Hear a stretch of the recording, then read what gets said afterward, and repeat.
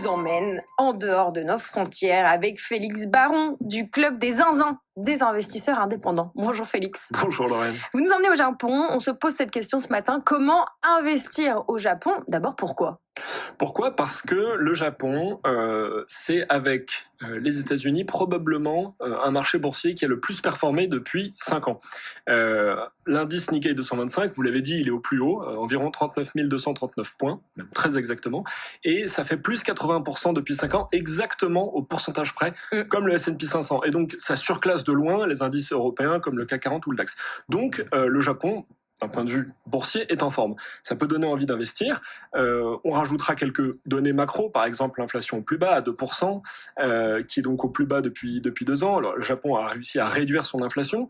L'endettement au Japon, on en a déjà parlé ici, il est plutôt maîtrisé dans le sens où la dette publique appartient aux Japonais. Le marché est profond avec près de 180 millions d'habitants, donc il y a de bonnes raisons d'investir.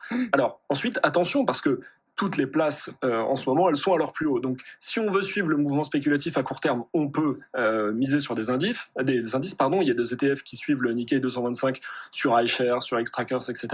Et si on veut jouer plutôt du long terme, des baggers avec de la valeur, mais qui est pas encore bien valorisée, on peut regarder dans un stock screener. Et j'ai fait tourner ma petite moulinette pour vous trouver 3 actions qui correspondent aux critères suivants. Un ratio PER en dessous de 12, donc avec une rentabilité supérieure à 8%, un rendement dividende supérieur à 5% d'un point de vue annuel, et un ratio que j'aime bien, le PEG, qui prend en compte la croissance, inférieur à 1. Et là, vous avez 3 sociétés qui ressortent dans les large caps. Nippon Steel, donc dans l'acier. Vous avez Sumitomo Mitsui Construction.